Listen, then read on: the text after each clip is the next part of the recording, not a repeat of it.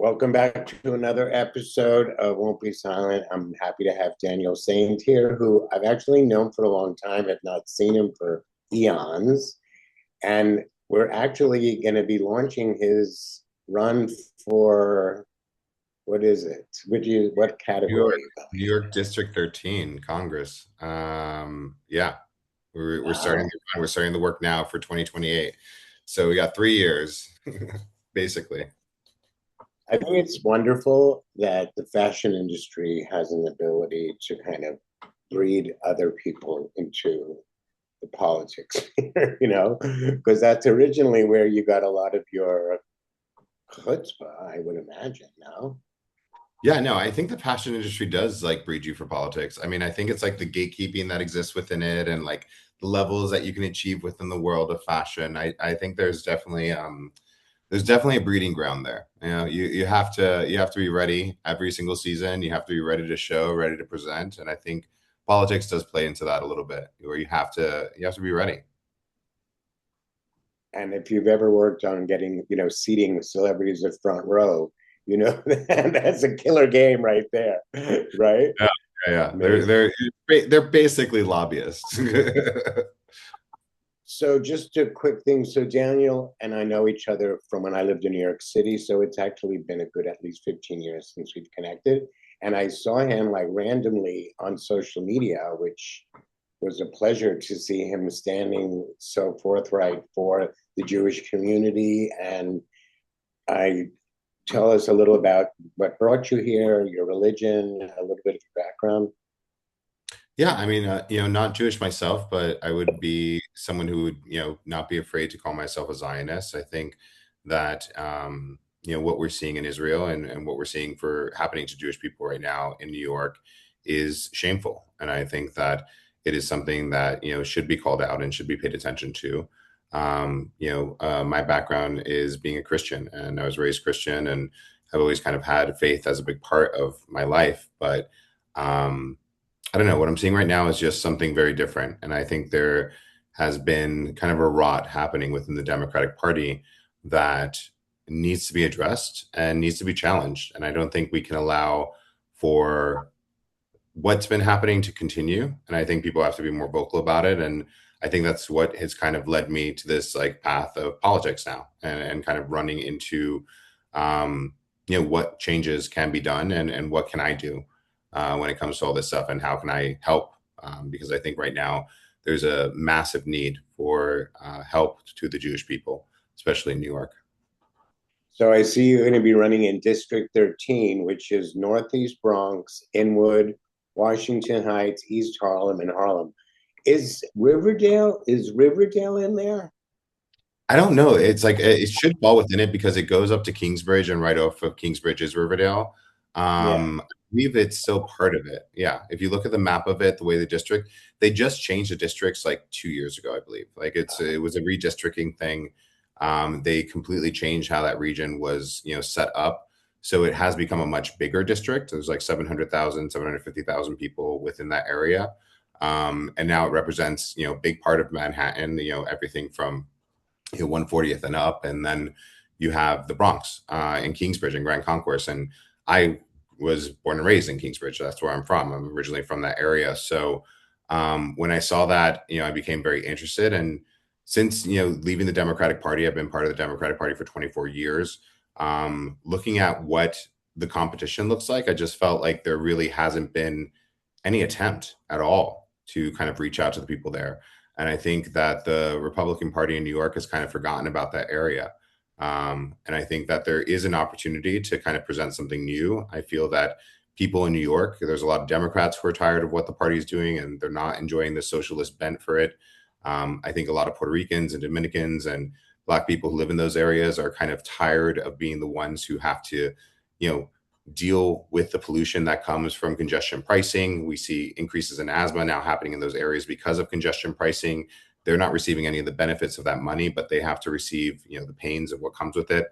And now we're seeing, Mondami getting ready to introduce Mondami Mart without considering any of the small businesses in that area and the people who will now have to compete directly with the government to just keep their businesses open and to keep their families fed. So I think there is a lot of potential within that area to present something new, to present something that's independent, potentially, Republican candidate. But I see it as a massive blind spot for the Republicans in New York to not consider that that area has potential to change. So when you left the Democratic Party, did you just go non-party affiliate, or did you automatically register as a Republican so you can run and then get the support of whatever fledgling Republican Party is still alive, alive in New Well, York City? I mean, I think there's a massive opportunity to run as independent, and I think that that's a path that can lead to me kind of taking that seat. I think the Republican Party can get smarter about how they approach New York. I think that they're going to be feeling very emboldened by what we just saw happen in California, with Spencer Pratt kind of rising very, very quickly to gain a substantial amount of the vote, with Hilton as well, Steve Hilton, kind of gaining that massive amount of support and becoming the majority winner of that race for governor. And I don't want them to forget about New York. I don't want it to be something where it's like, okay, Mondami's there, that's Mondami's stand, we're not going to go there. I think Republicans need to really challenge what happens here. And looking at the party and who they presented, like the guy who is running, he got 4,000 votes last time, doesn't have a website, doesn't have social media presence. It just is the face to run every single time unopposed, so there's no real people even trying to get the seat. And yeah, I think that needs to change. I would love for the Republican Party to want me to be their candidate for that area. I don't know.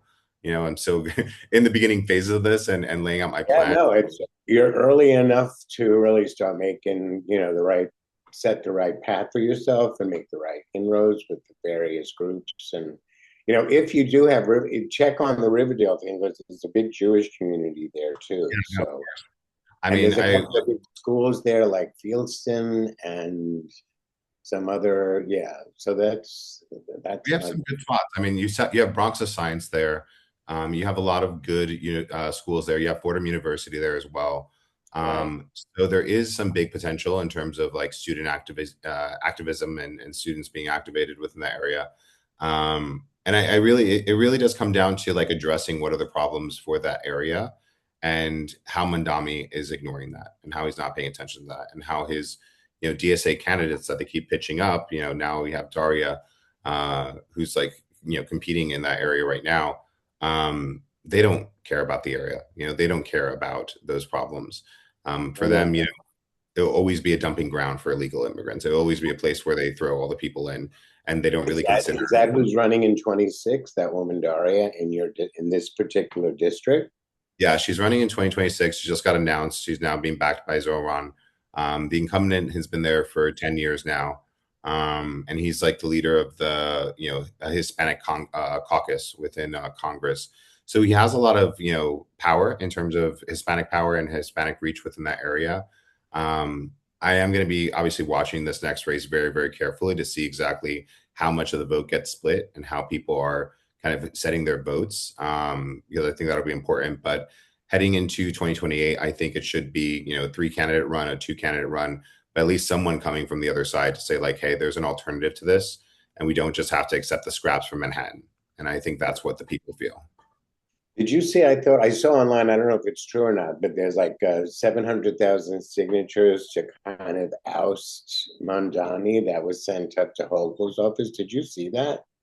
I mean, I have a feeling it's not going to happen, but it's nice to know that I mine down 5 times, so hopefully it's true. Like, I was like, how many can I submit? No, I mean, I think it's true. I think there is a growing base of people who did not support him. I think, the margin or the percentages that he won on is not very strong. He was going up against an independent who was scandaled and had tons of like negative things about him. Still just barely got, the majority of the voter base.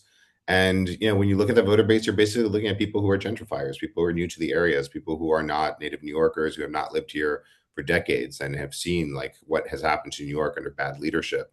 So yeah, I don't doubt the that. risk of saying and the horrible straight, white women. You know what I mean? And the gay community supported him too because he's cute. Yeah. Whatever, you know what I mean? It's just we've been hijacked, and I think it has to stop. and it's just going to take a lot of work because they're so well funded as opposed to what we're not. Yeah, no, I wish you luck. So you're going to come up with a platform. You'll give me an email address. I can just put in the link so people can find out what you're doing. Yeah, I mean, I think, my approach to it is very much focused around community building. Like, I've been building communities for a long time. Obviously, spent the past 10 years, working on a sex positive community that's done very well.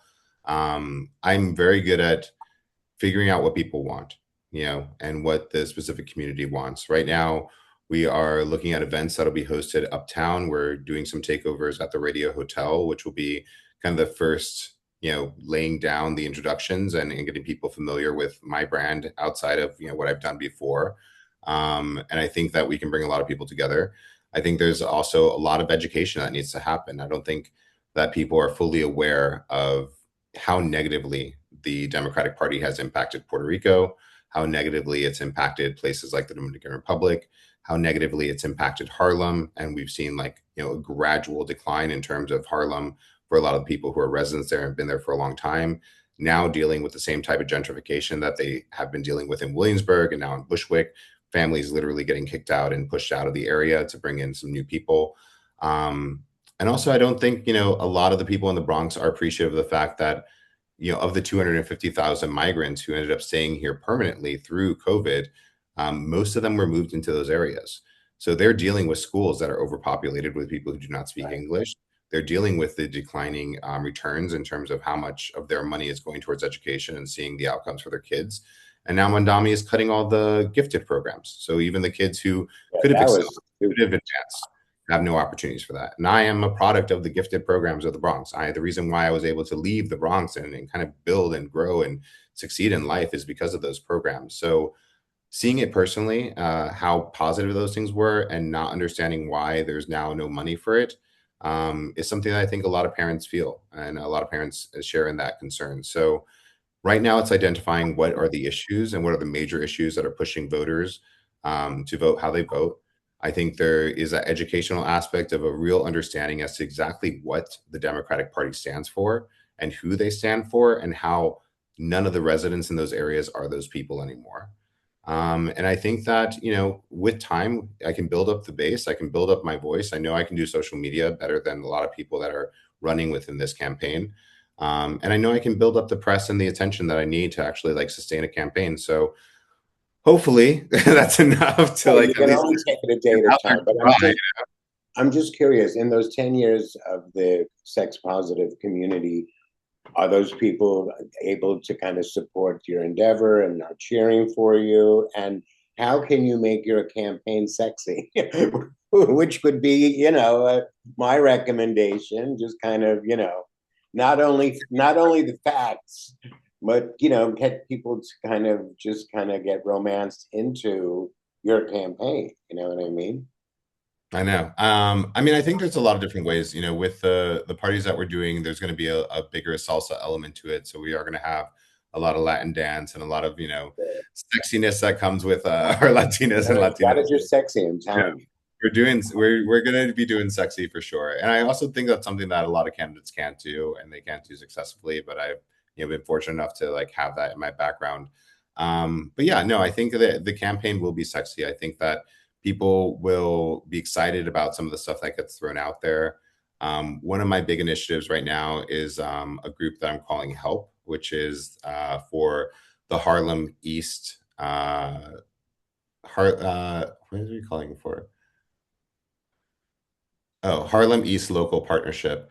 So we're looking at all the retail stores, or not retail, but the food stores that are around La Marqueta, because that's going to be the first Mondami stand that's going to be coming into New York, the first Mondami Mart, and really just creating a program where they can compete against that and really showcasing how unfair it is when government comes and competes against small businesses and really kind of highlighting some of the businesses in that area. So we are taking initiatives that are sexy and fun, and that'll be a definite part of the campaign. But we're also looking at the real pains being caused by Mondami and how we can fight against that. And I mean, the small little, bodegas is like gold to galvanize those people. You know what I mean? Yeah, I Like, mean, look, we yeah, have to because make he's people gonna aware. go. He's like he comes. He's funded, so his people think that everyone relates to that kind of top down messaging. You know, you come from the street, you come from the bodegas, you come. That's gonna get the serious supporters. I see here what just happened in LA. As much as Spencer lived in, an affluent neighborhood and whatever, he went to the streets. I direct messaged his campaign manager right away, but I don't technically live in LA, so I didn't get to vote for him. But a friend of mine was in the campaign. I said, you have got to get to like the black area. You've got to get to the area that burned down, not just the Palisades. You have to go to, Altadena. You Yeah, can't just be too white. You know what I mean?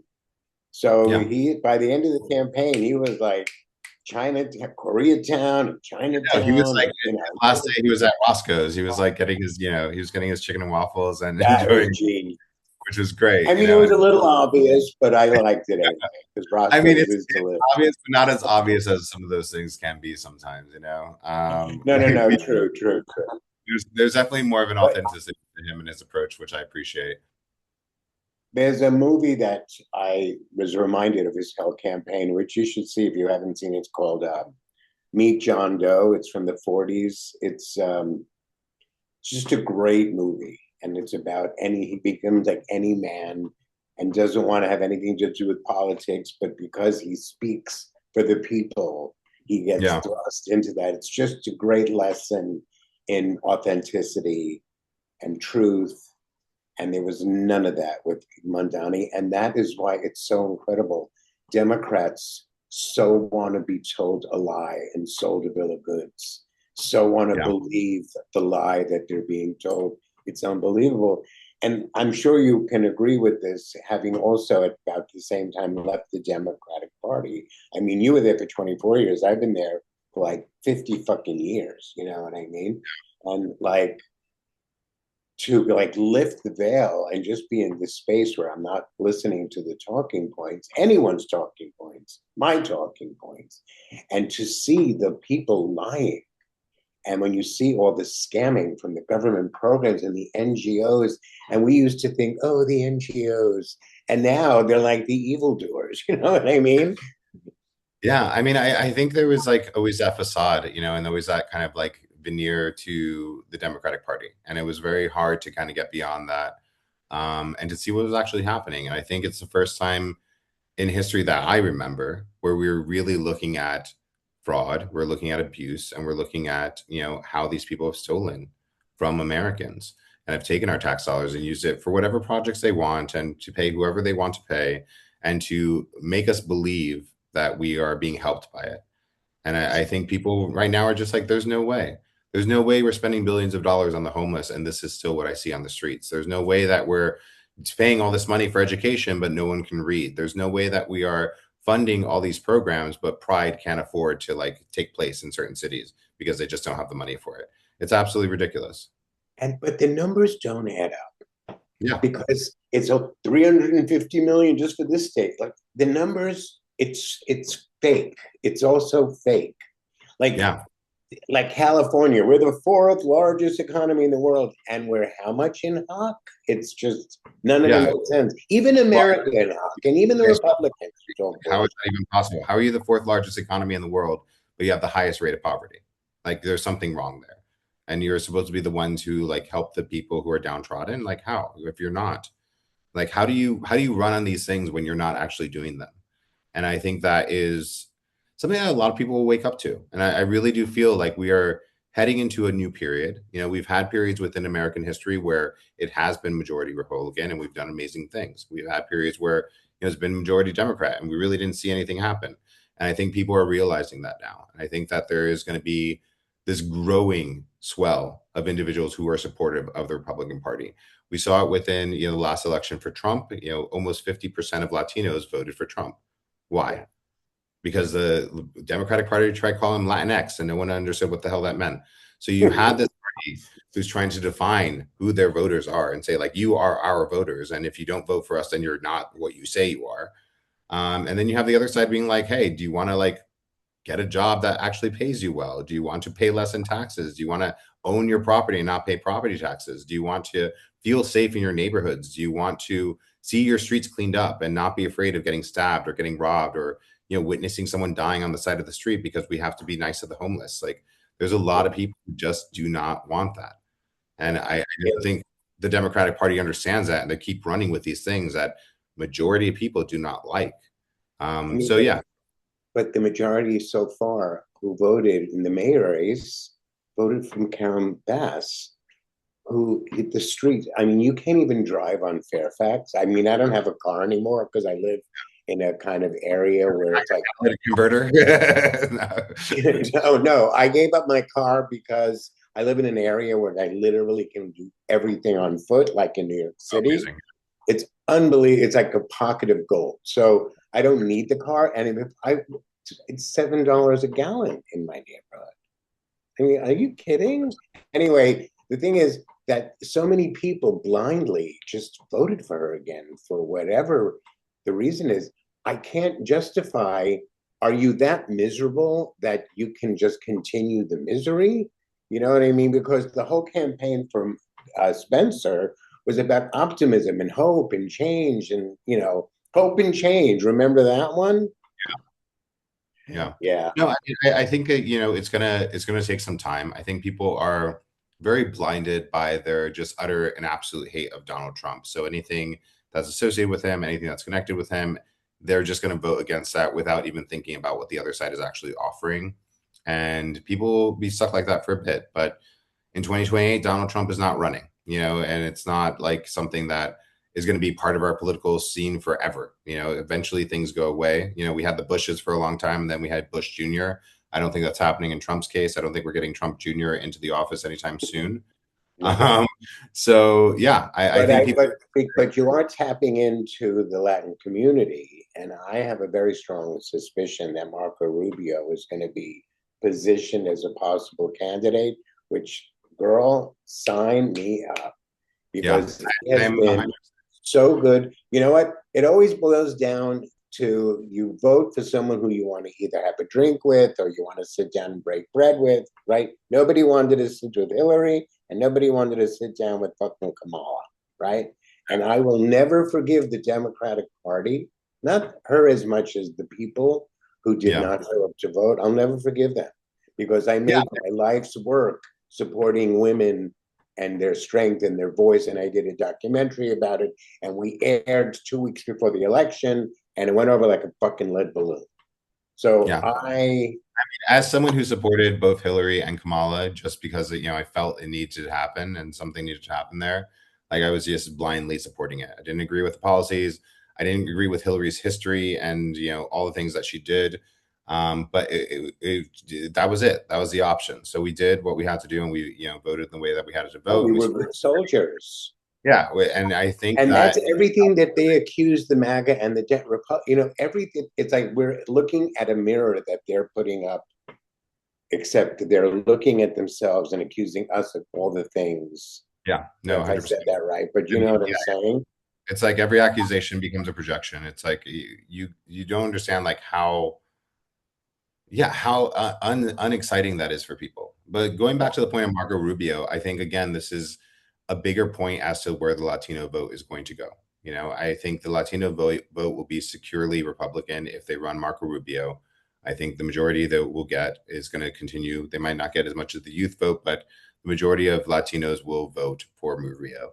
And you know, Latinos are set to be one of the majorities within America within a short period of time, and definitely continues to grow as a category. So the Republicans being the first on that, it's going to be a big win for them.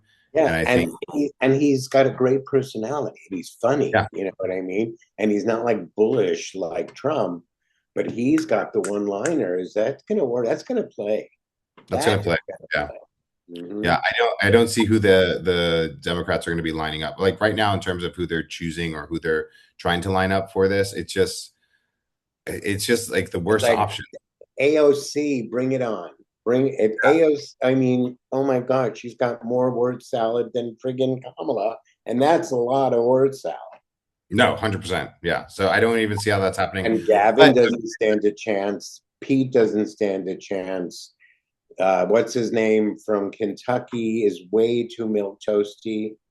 That's why in this, I don't know how much you covered the California governor race, but this guy Matt Mahan he's the mayor of San Jose. He raised the most money hands down the fastest. He's young, he's handsome, milk toast, and came in like sixth, right?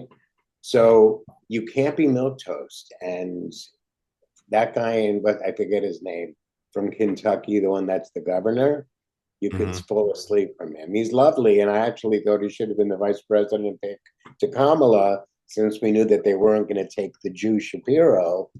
But what do I know? They went with the equivalent of Tim Kaine, 2020. I mean, Like oh my Tim, so God. because you know that they knew about the fraud. You know that they knew about how bad things were in Minnesota, and they still chose him because they were being homophobic and they were being anti-Semitic. Because of those two reasons. That's why we end up Right, with, right, right. you But know what? wait, I mean, but Like, and I also heard like he brought in a whole bunch of money as soon as they announced him, and yeah, it's yeah, like, I saw that too. But just the look of it, like when Hillary was on stage back in 2000, was it 16, and Tim Kaine turned the curtain, it was like fucking the dating game. I called my sister, I said, Hillary's gonna lose. Why did she? And I was 100% right.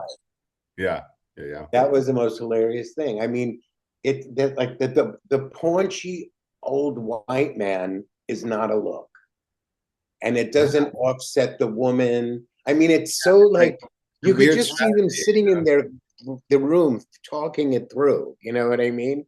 Idiots, Yeah. idiots. I mean, I like we just got the DNC, autopsy report from the past election. We saw the mistakes that they had made, and it's just strange to look at that. And it's like 2 years later now, and they're still making the same mistakes.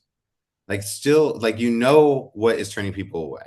You know that the party is like losing voters. You're losing new registrants. You're losing a lot of things. You're now gonna obviously lose the House, and I think like we're gonna see like a big shift in that. Next comes the 2030 census, which means you're gonna lose a lot from all the people who've already moved out of your states. Like, you have to at some point say like we need to make a change, and instead you go straight into like extreme Islamists and literal Nazis. Like, I don't What's that? understand. I mean, I don't know. I really feel like Abe's lobotomy farms need to be like a thing. People Yeah, need to be, because they're not coming back. You can't get people off the teat of insanity. yeah, It's mass lobotomies. And I know this sounds crazy and vile and whatever, but nothing else is going to change those people. yeah. Anyway, well, I am excited for your campaign. I'm sure along the way you can always check in and we can kind of really do very specific activations once you're kind of entrenched in the horror. But I can't tell you enough how you need to be part of a whole new breed of people running. It's the Spencer Pratt phenomenon. People who are just these people are gross, and I'm so I was going back and forth because, like, as I was kind of entering into the political side of things, I was asking, like, well, what is the purpose of this and where I want to go? And I did have, obviously, I have a lot of fears because of, what I've done and my past and the work I've done and, all the things that can come up. But it's like, we're literally at the point where they're running Nazis and, people who say that they want to rape people. I don't think that anything I've done in my past is anywhere near as concerning about what the Democrats are putting their hat on. I Um, at least am calling for lobotomy. They're asking for people to be killed. I mean, I think I'm still much yeah, more of a humanist. My humanitarianism is a lot more notable than those I issues. want to see people getting off of their SSRIs. I want to see people like actually being able to deal with things and accept that that people have difference of opinions and it's okay and you can argue them but you can't kill them. I would like some normalcy return to the Democratic Party. That'd be really nice at some point. I'm not even thinking about that at this point because I really want to be. I mean, I don't think I'm going to live long enough to see this, but I think what is starting to happen now that you're talking about and that you represent as to the Spencers as well is um, had after 2016 when Hillary lost and there was the Never Trumpers who were these very advanced, sophisticated, well-funded Republicans, they should have come together and done what an independent, smart party needs to be. And I think that that could be something that evolves out of this. It's not going to happen by 28, of course. It may not even happen by 30 or 40 or something. But I really feel like this country proves certain things don't work. One of them is the two-party system. And the Yeah. other parties we have are just too like pathetic. And Yeah. we No. are, and you and I are part of the silent majority. We are the unrepresented, homeless, politically savvy people who don't want to place their bets on either side at this moment, right? Yeah. Yeah. I mean, I think the independent party and I think the people who are, they're voting based off of policy rather than, party. I think that group is going to grow. It already is a majority. And now it's just convincing those people not to sit out the elections and not to feel like their vote doesn't matter. And I think we saw that really, really well in California, where people were like, willing to step up and actually show up to vote, which I think is really important.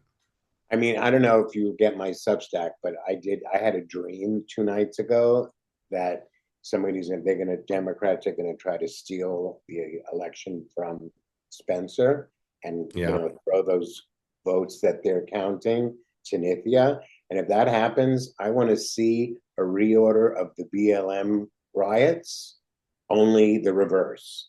And rather Yeah. than eat the rich start chomping on the other ones because there's got to be, this is not going to go over well if that's what happens. Yeah. Look, I mean, I think that there needs to be a counter to it. And I think that the left has a really well functioning machine in order to get people out into the streets and get people complaining about things. And I think that the right and the independents need to get smart on that as quickly as possible.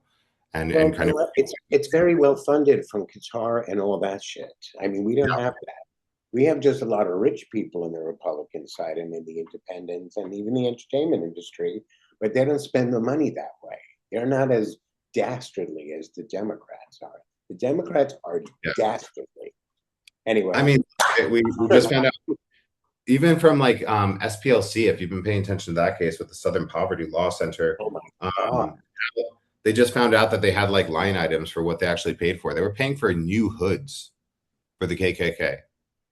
They were paying for new hoods for the KKK. Wow. And we're supposed to trust them. We're supposed to believe them. We're supposed to give them our money and expect them to spend it in intelligent ways. And it's how like, about they've uncovered Act Blue is a whole big scam, and you can't block Act Blue. You can say no more, and it still keeps on coming. Yeah, I mean, they have the investigations. You have the investigations, and every single like CEO, C-suite person quits. That's not suspicious to anyone, and it's still going. So I think there's a lot of corruption. I think that people are more aware of it than ever before. But I think it's going to take some time for everyone to really accept that. Like, it's very hard to think that the party that you trust, the one that's supposed to be fighting against, discrimination and racism and all these things, are the same people funding it, the same people funding the hate groups that then they fight for you against and raise millions of dollars to fight against. It's like, it's absolutely ridiculous. And also people don't want to feel like they've been hoodwinked. It's hard to accept that. I feel I am at this moment, like, feel very isolated because I've lost a lot of my following from social media. I've lost my closest friends. I'm talking at 25 and 50 years. They're just not interested in the fact that I support Israel, Uber alles, and they're just not. And my content is so freaked out. It's almost like I'm one generation away from the Holocaust in the camps, dead, on shot in the head, whatever. You know what I mean? And people of color who were my closest friends are like, you're so far removed from being told you have to go pick cotton. You know what I'm saying? you can't be angry at me for having this kind of visceral reaction. You're talking Yeah. about I've lost all my family and grandparents. Anyway, I want to go on and on. But I intend to keep an eye on your campaign. I love following you on social. You find all the good ones, you know. Yeah. And thank you for sending me stuff too, you know, every so often. No, I'm It's going a to good send you all that stuff yeah, because please do. yeah, Anyway, feel it free was to great do the talking to same. you. Thank you so much for doing this.